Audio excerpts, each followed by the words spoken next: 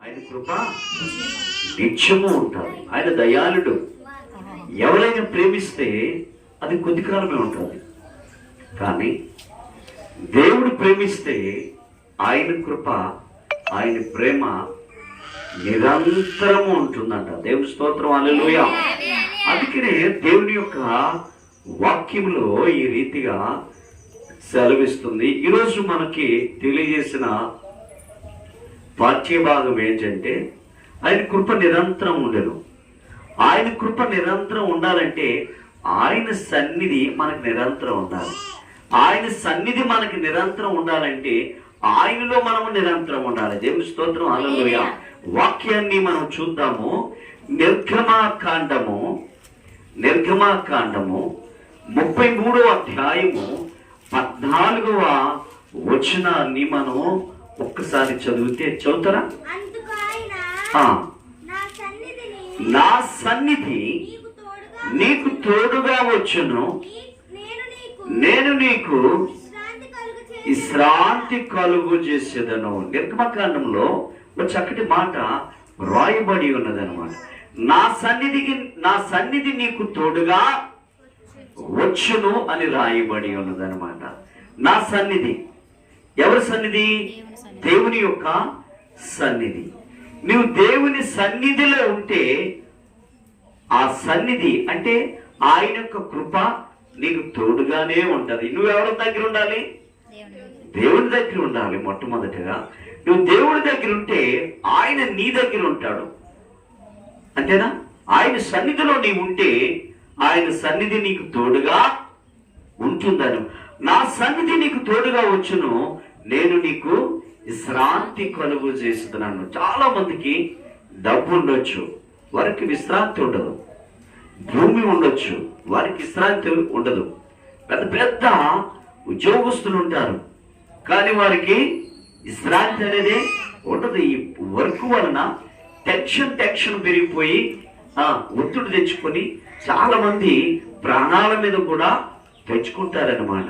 వారికి విశ్రాంతి అనేది ఉండదు.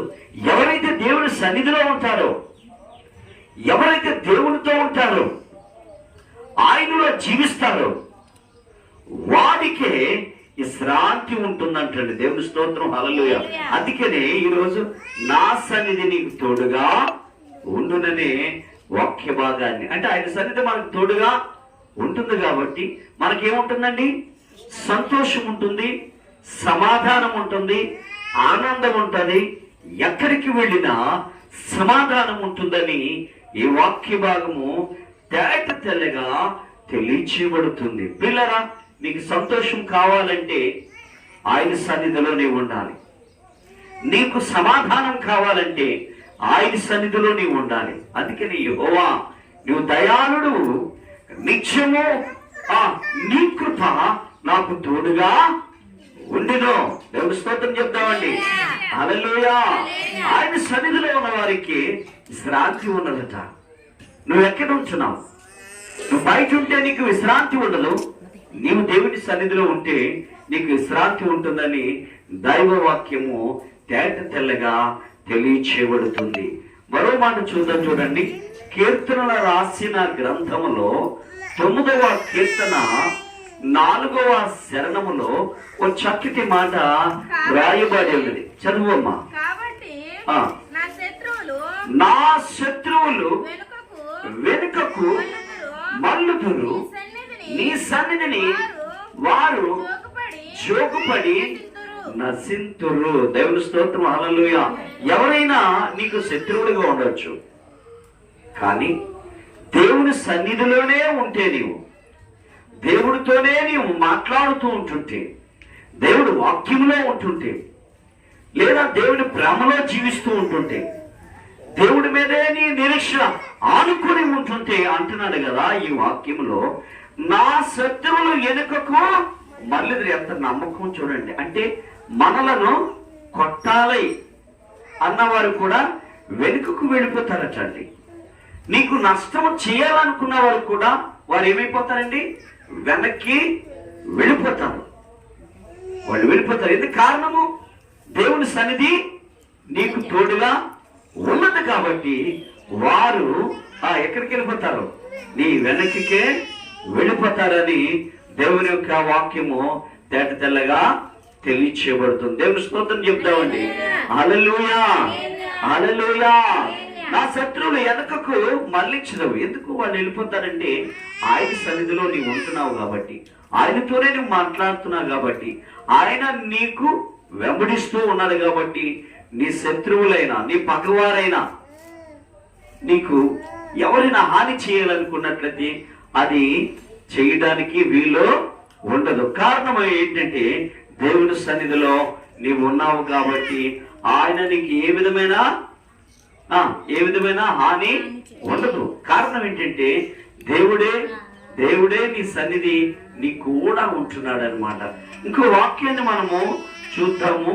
చూడండి, 16వ కీర్తనలో 11వ శరణంలో ఆయన సన్నిధి అనే మాట కూడా అక్కడ కనబడుతుంది. చూడండి, జీవ మార్గమును నీవు నాకు తెలియజేసదవు, నీ సన్నిధిని సంపూర్ణ సంతోషం కలదు, నీ కుడి చేతిలో నిత్యము సుఖములు కలవు. దేవుని స్తోత్రం చెప్తామండి. హల్లెలూయా. ఇంకా ఆయన సన్నిధిలో ఏమున్నదని ఆలోచన చేసుకున్నట్లయితే, జీవ మార్గమును నీవు నాకు తెలియజేసదవు. ఏ మార్గం అండి తెలియజేసేయడము? జీవ మార్గం అంటే చెప్తాను. జీవ మార్గం అంటే ఇంకా నశించడం అనేది ఉండదు. అవునా కదా? నశించడం అనేది ఉండదు. జీవ మార్గమును నీవు నాకు తెలియచేసేదవు, నీ సన్నిధిని సంపూర్ణమైన సంతోషం కలదంటండి. ఏమిటి? దేవుని సన్నిధిలో సంపూర్ణమైన సంతోషం ఉంటది. సంతోషం కొంతమందికి సగమే ఉంటది. ఏమండి? సంతోషం కొంతమందికి సగమే ఉంటది. సంతోషమే సమాధానమే, సంతోషమే సమాధానమే, సంతోషమే సమాధానమే, చెప్పనాశక్యమైన సంతోషం, సంతోషమే సమాధానమే, సంతోషమే సమాధానమే, సంతోషమే సమాధానమే, చెప్పనాశక్యమైన సంతోషం. ఈ సంతోషం నీకు కావలునా? ఈ సంతోషం నీకు కావలునా? దేవుని స్తోత్రం. హల్లెలూయా. దేవుని వాక్యము, జీవ మార్గము నీవు నాకు తెలియచేసదవు, నీ సన్నిధిని సంపూర్ణమైన సంతోషము కలదు, నీ కుడి చేతిలో నిత్యము సుఖములు కలవు. దేవుని స్తోత్రం. హల్లెలూయా. ఆయన కుడి చేదంటే ఈ మందిరమే. ఆయన కుడి చేతిలో ఏముంటుందండి? కుడి చేతిలో ఏముంటుంది చెప్పు శ్రావణి. చెప్పాలి. నిత్య సుఖములు కలవని దేవుని వాక్యము తేటతెల్లగా తెలియచేయబడుతుంది అన్నమాట. ఆయన సన్నిధిలో నిత్యము సంతోషమేనంట, ఆయన సన్నిధిలో నిత్యము సమాధానమేనంట, ఆయన సన్నిధిలో నిత్యము ఆనందమేనంట. కారణము, నీవు ఆయన సన్నిధిలో ఉంటే, నేను ఆయన సన్నిధిలో ఉంటే సంపూర్ణమైన సంతోషం ఉంటుంది, జీవదాయకమైన ఆనందము కూడా దొరుకుతుందని దేవుని యొక్క వాక్య భాగంలో తెలియచేయబడుతున్నది అన్నమాట. దేవుని స్తోత్రం. హల్లెలూయా. చెప్తాండి హల్లెలూయా, హల్లెలూయా, చెప్తా హల్లెలూయా. మరో వాక్యాన్ని మొదట దినవృత్తాంత గ్రంథములు 16వ అధ్యాయము 27వ వచనము. ఘనత ప్రభావములు ఆయన సన్నిధిని ఉన్నవి, బలమును సంతోషమును ఆయన యొద్దే ఉన్నవంట. దేవునికి స్తోత్రం చెప్తామండి. హల్లెలూయా చెప్తా, మరోసారి చెప్తా, హల్లెలూయా. దైవవాక్యం ఇక్కడ ఈ రీతిగా మనకి బోధిస్తుంది. ఘనత ప్రభావములు ఆయన సన్నిధిలో ఉన్నాయంటండి. ఏమి ఉన్నాయండి? ఘనత ప్రభావములు. అంటే నీకు ఘనత రావాలన్నా, నువ్వు గనుడుగా ఉండాలనుకున్నా, నీకు పేరు కావాలనుకున్నట్లయితే ఆయన సన్నిధిలో ఎవరైతే ఉంటారో వారికి ఘనత, పేరు, ప్రఖ్యాతులు వారు పొందుకుంటారన్నమాట. దేవుని స్తోత్రం కలుగుతారు. హల్లెలూయా. ఘనత ప్రభావములు ఆయన సన్నిధిలో ఉన్నవి. బలమును సంతోషమును ఆయన యొద్ద ఉన్నవి. దేవుని స్తోత్రం. హల్లెలూయా. బలము ఉందంట, సంతోషము కూడా ఉన్నదని దేవుని వాక్యము స్పష్టంగా తెలియచేయబడుతున్నది. ఆయన సన్నిధిలో ఏముందండి? ఘనత ఉంది, ప్రభావములు ఉన్నాయి, సంతోషం ఉంది, బలముంది. ఇక్కడ 4 కనపడుతున్నాయి అన్నమాట. ఏమేమి కనపడుతున్నాయి? ఘనత ప్రభావములు ఆయన సన్నిధిలో ఉన్నాయంట, సంతోషమున్నదంట, బలమున్నదంట, ఆయన సన్నిధిలోనే ఉన్నాయని దేవుని యొక్క వాక్యము మనకి తెలియచేయబడుతుంది. మరో మాట మనం చూసుకున్నట్లయితే యెషయా గ్రంథము 63వ అధ్యాయము 9వ వచనములో ఈ రీతిగా మనకి కనబడుతుంది. చూడండి. వారి యవద్ధలలో ఆయన బాధనందెను, ఆయన సన్నిధి దూత వారిని రక్షించెను. ప్రేమ చేతను తాల్మి చేతను వారిని విమోచించెను. దేవుని స్తోత్రం. హల్లెలూయా. ఆయన సన్నిధిని దూత వారిని రక్షించుతుందంట. దేవుని సన్నిధిలో మనం ఉంటే దేవుని యొక్క దేవదూత మనల్ని ఏం చేస్తుందండి? రక్షిస్తుంది అనమాట. అయ్యా మమ్మల్ని రక్షణ లేదు, మాకు సరైన నీడ లేదు, దేవుని కృప లేదు, దేవుడి ఆశీర్వాదం లేదు, మేము చాలా ఇబ్బందుల్లో ఉన్నాము, ఏంటి మాకు ఇలా ఉంది పరిస్థితి అని చాలా మంది అంటారు. కానీ ఆయన సన్నిధానంలో ఉంటే ఆయన దూతలు మనల్ని ఏం చేస్తాయండి? రక్షిస్తాయి, రక్షణలోనికి తీసుకుంటాయి. నువ్వు ఆయన సన్నిధిలో ఉండడానికి నువ్వు ఇష్టపడుతున్నావా? ఆయన ప్రభావంలో ఉండడానికి నువ్వు ఇష్టపడుతున్నావా? ఆయన బలము ఉండడానికి నువ్వు ఇష్టపడుతున్నావా? దేవుని వాక్యము ఈ రీతిగానే బోధిస్తుంది అనమాట. ఆయన సన్నిధిలో నిత్యము సంతోషం ఉన్నదంట, ఆయన సన్నిధిలో సమాధానం ఉన్నదంట, ఆయన సన్నిధిలో ఆనందం ఉన్నదంట, ఆయన సన్నిధిలో శాంతి ఉన్నదంట, ఆయన సన్నిధిలో నిత్యము సుఖములు ఉన్నాయని దేవుని యొక్క వాక్యము మనకి తెలియచేయబడుతుంది. చివరగా దేవుని యొక్క వాక్యాన్ని మనం చూసుకున్నట్లయితే ఆదికాండము 28వ అధ్యాయము 15వ వచనములో మనము ఒక్కసారి ఆలోచన చేసుకున్నట్లయితే ఈ రీతిగా దేవుని యొక్క భాగాన్ని మనము ఆలోచన చేసుకుందాము. ఆదికాండము 28వ అధ్యాయము 15వ వచనాన్ని మనం చూసుకుందాము. ఇదిగో నేను నీకు తోడై ఉండి నీ వెళ్ళు ప్రతి స్థలమందును నిన్ను కాపాడుచు ఈ దేశమునకు నేను మరలా రప్పించుదును, నేను నీతో చెప్పినది నెరవేర్చు వరకు నిన్ను విడవను. దేవుని స్తోత్రం. హల్లెలూయా. అంటే ఆయన సన్నిధి ఎలా ఉందండి? ఆయన సన్నిధి ఎలా ఉంది? ఇదిగో నేను నీకు తోడే ఉంటాను, నా సన్నిధి. నీవు వెళ్ళు ప్రతి స్థలమందును నిన్ను కాపాడి నిన్ను రక్షిస్తాను. మరలా నీవు మరలా నీ దేశాన్ని మరలా తిరిగి వచ్చే వరకు కూడా నేను నిన్ను విడవను, విడబాయను, నేను నీకు తోడే ఉంటానని దేవుని వాక్యము స్పష్టంగా తెలియచేయబడుతుంది. ఎలా ఉంటున్నాం మనం? ఏ రీతిగా ఉంటున్నాం? వెళ్ళిన కాడ మన తోడే ఉంటున్నాడా దేవుడు? మనల్ని కాచి కాపాడుతున్నాడా దేవుడు?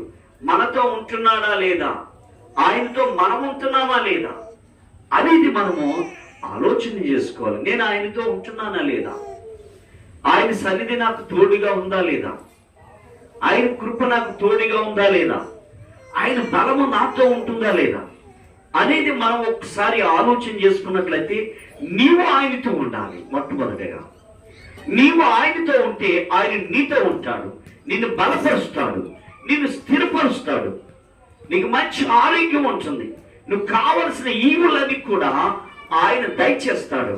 కారణం ఏంటంటే నీవు ఆయన సన్నిధిలో ఉన్నావు కాబట్టి. దేవుని స్తోత్రం చెప్తామండి. హల్లెలూయా చెప్తామంట. హల్లెలూయా. నీవు ఆయన సన్నిధిలో ఉంటే ఆయన నిన్ను కాచి కాపాడుతాడన్నమాట. దేవుని స్తోత్రం చెప్తామండి. హల్లెలూయా. ఆయన సన్నిధిలో నువ్వు తప్పకుండా ఉండాలి. నువ్వు తప్పకుండా ఉండాలంటే ఆయనలో ప్రార్థన చేసుకొని, ఆ ప్రార్థనలో శక్తి ఎంతున్నదో, నేను ప్రార్థనలో ఉన్నానా లేదా, నేను ప్రార్థనలో జీవిస్తున్నానా లేదా, నేను ప్రార్థనలో నిలకడగా ఉన్నానా లేదా, ఆయన సన్నిధి నాకు తోడుగా ఉన్నదా లేదా అనేది నీకు నీవే తెలుసుకుంటావు. నీకే అది నువ్వు అబ్జర్వేషన్ చేసుకున్నట్లయితే నీకు వెంటనే తెలిసిపోతుంది, నేను ఆయన సన్నిధిలో ఉన్నాను, ఆయన కృప నాకు తోడుగా ఉన్నది, ఆయన ఎక్కడికి వెళ్ళా నన్ను రక్షిస్తాడు. అలా చూడండి, 18వ కీర్తన 29వ శరణములో కూడా ఒక చక్కటి మాట కనపడుతూ ఉంటుంది. చూడండి, 18వ కీర్తన 29వ, నీ సహాయము వలన నేను సైన్యమును జయించును, నా దేవుని సహాయము వలన ప్రాకారము దాటుదను. దేవుని స్తోత్రం. హల్లెలూయా. నీ సహాయం వల్లే నేను ఏదైనా సాధించగలను, నీ సహాయం వల్ల నేను ఏదైనా గొప్ప పొందుతాను, నీ సహాయం వల్లనే ఏదైనా నేను సాధించగలను. నీ సహాయం లేకపోతే నేను జీవించలేను. నీ కృప వల్ల, నీ కృప వల్లనే నేను జీవిస్తాను. నీ కృప ఉంటేనే నేను ఉంటాను. నీ సహాయం ఉండాలి. నీ దేవదూతలు సన్నిధి నాతో ఉండాలి, నీ సన్నిధి నాతో ఉండాలి, నీ దేవదూతలు నాతో ఉండాలి అని దేవుణ్ణి మనం వేడుకుంటేనే ఆయన మనల్ని కాపాడడానికి, ఆశ్రయించడానికి, మనం ఏదైనా జీవించడానికి, ముందుకు వెళ్ళడానికి కూడా ఆయన సన్నిధి మనకు తోడుగా ఉంటేనే పని ఏమవుతుందండి? మనం ఏం చేస్తామంట చెప్పండి? ప్రాకారమును కూడా దాటగలమని దేవుని వాక్యము రాయబడి ఉన్నది అన్నమాట. నీవేదైనా అపాయం నుండి దాటగలిగితే, ఏదైనా తప్పించుకోగలిగితే ఆయన సన్నిధి, ఆయన సహాయము, దేవదూతుల యొక్క కృప నీకు మెండిగా కావాలనుకున్నట్లయితే ఆయన సన్నిధిలో మనము ప్రార్థనలో ఉండాలి. ఆయన సన్నిధిలో మనం ఆరాధన చేస్తూ ఉండాలి. ఆయన సన్నిధిలో ఆయన స్తుతించాలి. ఆయన సన్నిధిలో మనము ఆయనను గణపరచాలి. నువ్వు ఎప్పుడైతే గణపరుస్తావో నువ్వు అప్పుడే స్థిరపరచబడతావు. దేవుని స్తోత్రం. హల్లెలూయా. నువ్వు ఎప్పుడైతే గణపరచబడతావో, ఆయన స్తుతులు నువ్వు చేస్తూ ఉంటావో, అప్పుడే ఆయన సన్నిధి నీకు తోడుగా ఉంటుంది. దేవుని స్తోత్రం. హల్లెలూయా. అందుకని మీకా రాసిన గ్రంథములో 2వ అధ్యాయము 13వ వచనములో కూడా ఒక చక్కని మాట అక్కడ రాయబడి ఉంటుంది. ఒక చక్కని మాట కూడా రాయబడి ఉంటుంది. చూడండి, మీకా రాసిన గ్రంథము 2వ అధ్యాయము 13వ వచనములో కూడా చక్కటి మాట రాయబడి ఉంటుంది. వారికి ముందుగా పోవును, వారు గుమ్మమును పడగొట్టి దాని ద్వారా దాటిపోదురు, వారి రాజు వారికి ముందుగా నడుచును, యెహోవా వారికి నాయకుడుగా ఉండెను. దేవుని స్తోత్రం. హల్లెలూయా. పిల్లరా, నువ్వు ఏదైనా చేయాలనుకున్నట్లయితే, నువ్వేదైనా ఆచరించాలనుకున్నట్లయితే, ఒక పని నువ్వు పూనుకున్నట్లయితే, ఇది పని నేను చేస్తాను అనుకున్నట్లయితే, దేవుని సన్నిధిలో నువ్వు ప్రార్థన చేస్తే ఆయన నీకు ముందుగానే నడుస్తాడట. అదే మాట, వారు రాజు వారికి ముందుగా నడుచును, యెహోవా వారికి నాయకుడుగా ఉండెను. దేవుని స్తోత్రం. హల్లెలూయా. పిల్లరా, నువ్వు ఏదైనా పని చేయాలనుకున్నా, నువ్వు అనుకున్నట్లయితే, ఒకవేళ ఇల్లు కట్టాలనుకున్నా, భూమి కొనాలనుకున్నా, బిడ్డలో ఒక దారి చేయాలనుకున్నా, నువ్వు మంచి చదువుకోవాలనుకున్నా, ఆయన సన్నిధిలో నువ్వు ప్రార్థన చేసుకుని ముందుకు సాగిపోయినట్లయితే ఆయనే నీ ముందుగా ఉండి ఆయన నడిపించే నాయకుడు అంట. దేవుని స్తోత్రం, హల్లెలూయా. ఆయన నీ ముందు ఉండాలంటే ఆయన సన్నిధిలో నీవు ఉండాలి. ఆయన సన్నిధిలో దేవుని స్తుతించాలి. ఆయన సన్నిధిలో నీవు ఆరాధన చేయాలి. ఆయన సన్నిధిలో దేవుణ్ణి అడగాలి. ఆయన సన్నిధిలో నీవు నడిపించబడాలి. ఆయన సన్నిధికి. దేవుని స్తోత్రం, హల్లెలూయా. ఆ రీతిగా ఉంటే నీ ముందర నడిచేవాడు ఆయనని వాక్యము తేట తెల్లగా తెలివి చేయబడుతుంది. దేవుని స్తోత్రం చెప్తామండి. అందుకని ఏంటంటే రోమిలి రాసిన పత్రిక 14వ అధ్యాయము 17వ వచనములో కూడా చక్కటి మాట రాయబడి ఉంది. చూడండి, రోమిలి రాసిన పత్రిక 14వ అధ్యాయము 17వ వచనంలో కూడా చక్కటి మాట రాయి.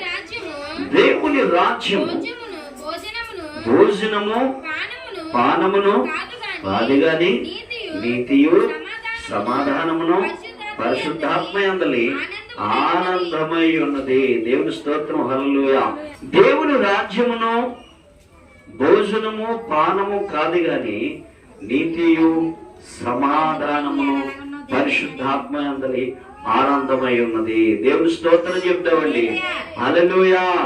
ఆయన యొక్క మరి ఆయన సన్నిధి భోజనము కాదు, లేదంటే పానము కాదు, నీతియు సమాధానం అంట. రెండు ఉన్నాయి, నీతి సమాధానం. మనం దేవుని బిడ్డలైన మనము నీతి ఉండాలి, సమాధానం కూడా ఉండాలని ప్రభు యొక్క వాక్యము మనకి తెలియచేయబడుతుంది. భోజనము కాదు, నీతి కాదు.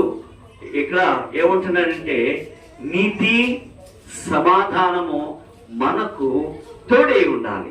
అది మనకు ఉండాలి. పరిశుద్ధాత్మ దేవుడు మనకు తోడే ఉండాలంటే మనలో నీతి సమాధానమును కలిగి ఉంటేనే ఆయన సన్నిధి మనకి తోడుగా ఉంటుందన్నమాట. దేవుని స్తోత్రం చెప్తామండి. హల్లెలూయా, హల్లెలూయా. కాబట్టి ప్రియులారా, మనం ఎలా ఉంటున్నాం, మనం ఏం చేస్తున్నాం, మనం ఆశీర్వదించబడ్డామా, మన జీవిత కాలంలో మరి దేవుని యొక్క యెరూషలేములో క్షేమంగా ఉన్నామా? చివరికి వాక్యం చూడండి, అది ఆయన సన్నిధి ఉంటే మన దేవుని యొక్క వాక్యము ఈ రీతిగా బోధిస్తుంది. 128వ కీర్తనలు 5వ శరణములో అక్కడ చూసుకొని మనము ముగిందాం. 128వ కీర్తనలు 5వ శరణము. సియోనులో నుండి యెహోవా నిన్ను ఆశీర్వదించును, నీ జీవిత కాలం అంతయు యెరూషలేమునకు క్షేమము కలుగుట చూచెదవు. దేవుని స్తోత్రం, హల్లెలూయా. దేవుని యొక్క వాక్యం ఏంటంటే యెహోవా నిన్ను ఆశీర్వదించును. దేవుడు నిన్ను ఆశీర్వదిస్తాడు ఆయన సన్నిధిలో ఉంటే. నీ జీవిత కాలం అంతయు యెరూషలేము క్షేమాన్ని నువ్వు చూస్తావంట. దేవుని సన్నిధిలో క్షేమము, మన జీవిత కాలం అంతా కూడా ఆయన క్షేమము అంటే సుఖము, సంతోషము, సమాధానము, ఆనందము ఇవన్నీ కూడా ఉన్నాయని ప్రభు యొక్క వాక్యము మనకి తెలియచేయబడుతుంది. ఎప్పుడు ఇవాళ పాఠం ఏంటంటే ఆయన సన్నిధి, ఆయన సన్నిధిలో నిత్యము సుఖ సంతోషాలు ఉన్నాయంట. ఆయన సన్నిధిలో బలం ఉన్నదంట, ఆయన సన్నిధిలో సంతోషం ఉన్నదంట, ఆయన సన్నిధిలో సమాధానం ఉన్నదంట, ఆయన సన్నిధి మనకు తోడుగా ఉంటుందంట, ఆయన సన్నిధి మనం ఎక్కడికి వెళ్ళినా మన ఆశీర్వదిస్తుందంట, ఆయన సన్నిధి దేవదూతలు కాపుదలు ఉంటాయంట, ఆయన సన్నిధిలో నిత్యమ ఆనందం ఉంటుందంట. యెహోవా నిన్ను ఆయన క్షేమంగా చూసి యెరూషలేము క్షేమం ఉన్నంత వరకు కూడా నేను క్షేమంగానే దేవుడు నిన్ను చూసి దీవించి ఆశీర్వదించి ముందుకు నడిపిస్తాడట. దేవుడు ఈ మాటలను మనందరినీ కూడా ఇక్కడిలో దీవించునుగాక. ఆమేనండి. దేవుని స్తోత్రం. హల్లెలూయా, హల్లెలూయా.